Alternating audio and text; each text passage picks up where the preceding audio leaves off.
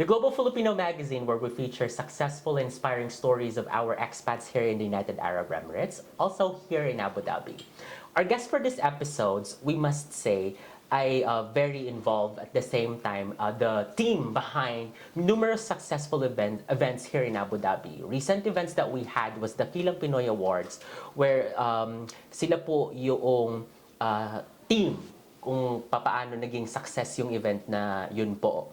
Bukod po doon, they've been in the events industry for numerous years and it's just not enough for me to describe because they have international accreditations. The co-owners of Timeless Elegance Event Management, Ms. Helen Andrade, and of course, Mr. Brian Campos.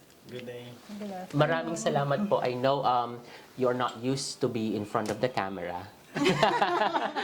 Lagi po kayong behind the camera, Miss Helen and Mr. Brian. But thank you so much for agreeing on this interview because we thought ang ganda po ng story ninyo being, we must say, successful in the events industry. Miss Helen, please walk us through when you decided to finally put up your own business, Timeless. Yes, I came to UAE way back 2010 and I work in an advertising company, a group of advertising company. So I worked there for 7 years until I realized that one job income is not enough for me, having a family and kids. So I tried to search for a community, an organization, until I found out that I can do styling using my connections, using my experience in advertising. So I found them, I met them, and we handled our first wedding. This was way back 2015. 2015. So we tried first doing freelance events, and then hanggang sa dumami siya. Parang may pera dito. Dumami siya. Hindi pa kami nag-resign. Hindi pa ako nag-resign that time. Nagkaroon lang. Parang tinrabaho muna namin yung legality ng business. Correct, yung paano ba patakbuhin yun in terms of tamang pamamalakad, tamang structure.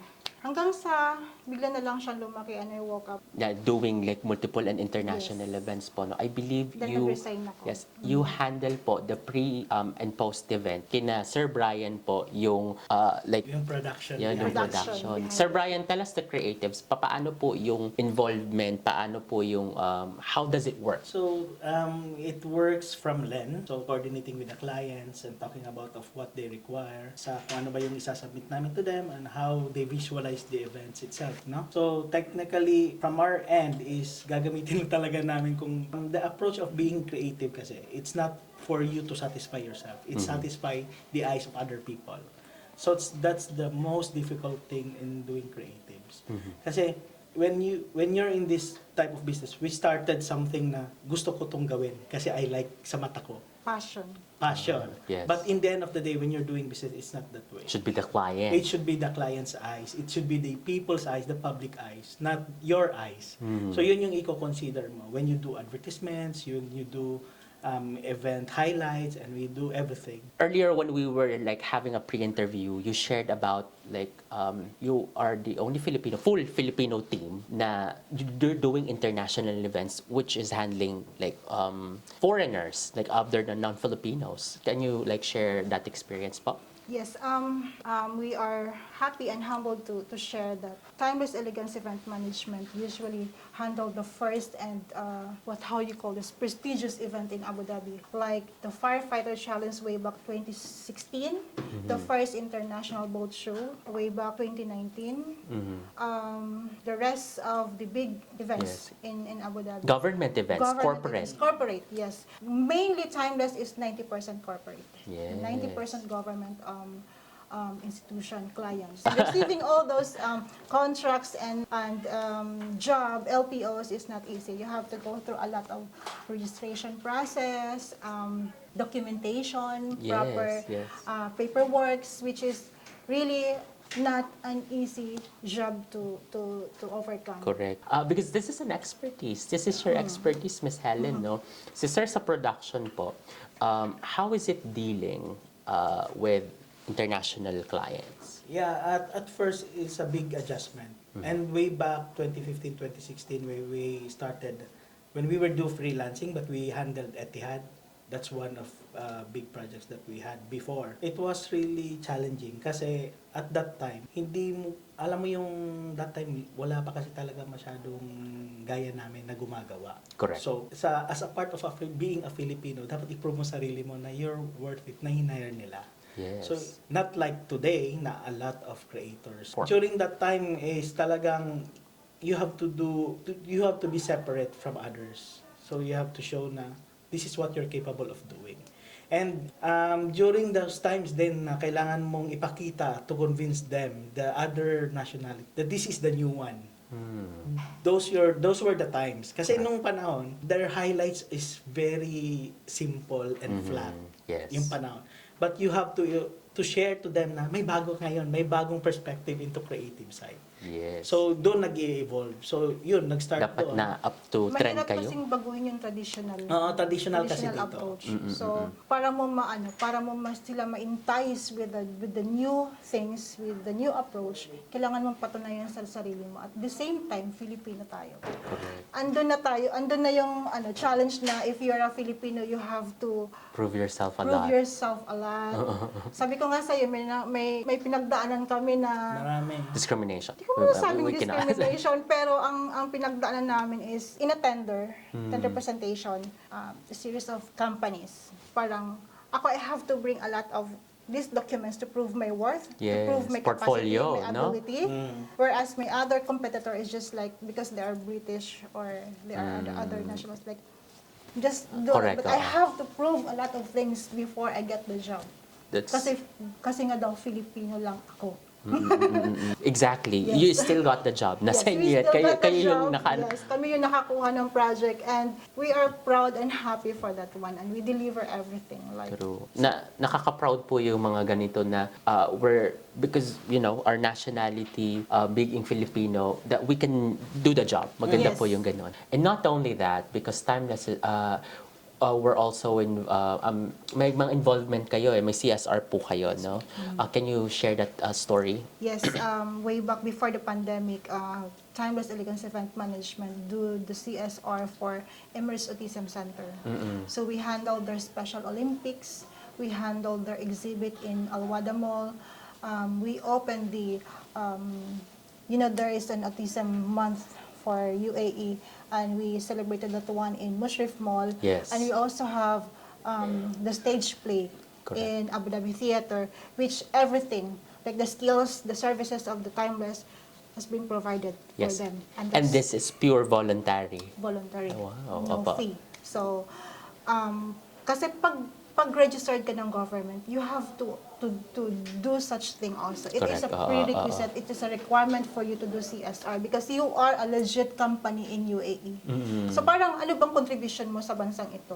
Yes. Parang you benefited a lot from this country and you also have to give. And Emirates Autism Center was a big choice, a good choice for the company kasi those are special needs and it's really a challenging one to shoot them, to tell them that this is what you have to. Yes. Hindi siya madali. Hindi May siya madali. kailangan nyo Oo. din mag-instruct, no?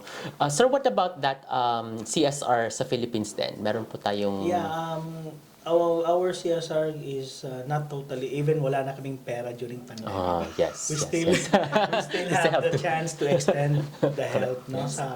We send some relief in Leyte and somewhere na merong calamity during that time kasi nagkasabay-sabay yun. So we managed to send something sa and same time here sa UAE, kahit wala na kaming pera, but meron din kami True, because of the pandemic. meron din kasi talagang nagtatap na mapoprove mo na you don't need money to help. Yes. Meron naman pala mga ganon. So, That's beautiful. Actually, nagsimula lang yun sa ube pandesal. oo, so Namigay namigay kami. kami ng tinapay, namigay kami ng mga spaghetti, Nagluto nag-iikot-ikot kami. ikot kami, door to door. Tapos merong nakapansin, sabi niya, tutulungan nyo naman kami to distribute ng relief goods. So, nag-volunteer naman kami doon. So, ikot-ikot kami, Hamdan, Electra, nag-iikot kami ng mga groceries. So, yun, medyo yung nakakatawa kasi may mga kakilala din kaming pulis na syempre bawal yun eh. Yes. Bawal naman yun dito. Sharing, the message of that is still sharing, no? Sharing, Sabi nyo nga po, hindi sharing kailangan. even if you don't have Yes, anything. opo. Hindi mo kailangan ng pera para tumulong. Opo. Now, you also have like shared about empowerment, self-empowerment na apart from like having like side hustles, you should not. Can you like tell that self-empowerment? Self-empowerment. Masyado siyang actually hindi ko talaga hindi ko siya masyadong ginagamit as empower something kasi parang for me it's a big word, Okay, diba? yes. If a big word, parang sila yun ng mga influencer. Tayo lang tayo. Simpleng yan ang tao lang tayo. Simpleng tao lang tayo. Nandito lang tayo, nagtatrabaho lang tayo ng maayos at mahinahon at matahimik. Yes, yes. Parang lang, meron kaming set of friends and group na tinitrain namin to not just rely on one job income. Na kailangan mo dito sa abroad, kailangan mo madiskarte. Kailangan mong maghanap ng iba pang pagkakakitaan, especially if you have the Facebook, if you have Instagram, na kailangan mong pagkakitaan yung social media platform mo. May mga kagrupo kaming sinusubaybayan, tinitrain, inaalagaan, and then at the same time, ayaw kasi namin parang okay naman yung, parang binigyan namin ng twist yung financial literacy. Kasi Yes. parang pag you educate someone, but you have to walk the talk. Kailangan mong, para ka din maging equipped, you have to educate yourself. You have to Yes. have more certification, you have to learn again. So, meron kami mga scholars na recently nakapag-produce kami ng 8 scholars under PSSP, which is the Health and Safety Professional Correct, something. yes. And this year, inshallah, may awa ang Diyos, meron kaming caregivers, a set of caregivers, which is nga yung nabanggit ko, which is in Filipino Institute, Filipino yes. Institute. So, Dubai pa lang yung na-confirm namin, but we also have here in Abu Dhabi. So, yun lang. Parang maliit siya na kaya lang kailangan mong i-push sila na mag-aral ka pa. May Correct, time ka correct, naman opo, If yes. you have time na warla-warla dyan, i-aral mo na lang. Oo So, nga po, na-equip mo yes. pa yung sarili mo. Then, kung caregiver ka, you can move to another country if you want. So, parang Maganda ganun po yun, lang. maganda po yung mga ganong klase ng advocacies, I must say, no, that you you just need to improve yourself as well. In addition to that, kasi sa creative side, kami din is we are willing to teach everyone with regards yes. to kung ano yung gusto nilang matutunan.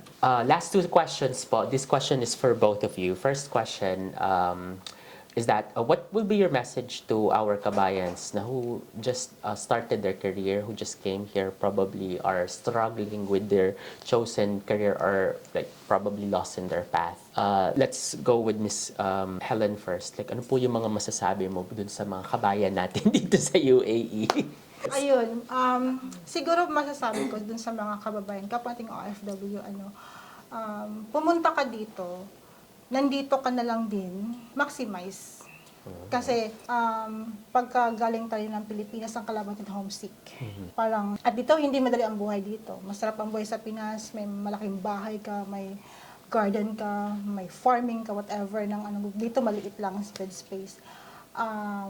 Siguro kailangan lang lakasan mo yung loob mo. Maraming potentials dito, maraming opportunities. You just have to find your niche. Gusto mo yung kung ano yung talent mo, i-enhance mo pa, and then don't limit yourself into meeting people, find with an organization with have common interests. Yes. Diba? Kasi lagi mong naniniwala kasi ako doon sa environment. Kung ano yung environment mo, ganun din yung kaaanuhan mo. Yes. Yung magiging improvement mo. Kung ang environment mo is ganito, magiging ganito ka lang. Sir Brian? Ang masasabi ko lang is hindi naman natatapos yung buhay mo kung ano yung meron ka ngayon. Yes. And success is just nearby. True. Coming to that, last question for both of you. Given the experience that you had, the things that you've done and achieved, how do you define success? Still a work in progress. Yes. Why is it like a work in progress? Kasi I still have to achieve more. I still want more. I'm still planning for more. Hanggat hindi ko siya naaabot, hindi pa yung success. Correct. Yes. Pero in terms of contentment, That's I'm okay. okay. kontento naman kami. Dito na yung mga anak ko. Yes, opo. Buo yung pamilya ko. So, masaya na kami doon. That's beautiful. That's your definition of success. Sir Brian? It's for you to define your own success.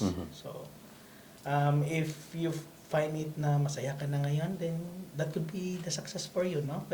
But for me, it's a continuous process. It's a day-to-day life na kailangan mong i-achieve from day-to-day basis. Because if you don't have an initiative to look for success, hindi ka nakakain sa isang araw. Alam mo yun? Yes. Magugutom ka. That's how You define it. How you define success. All right. I think, mga ka-global, that would be the conclusion of the inspiring story of Miss Helen Andrade and Sir Brian Campos. Maraming salamat po. Thank you. Thank you.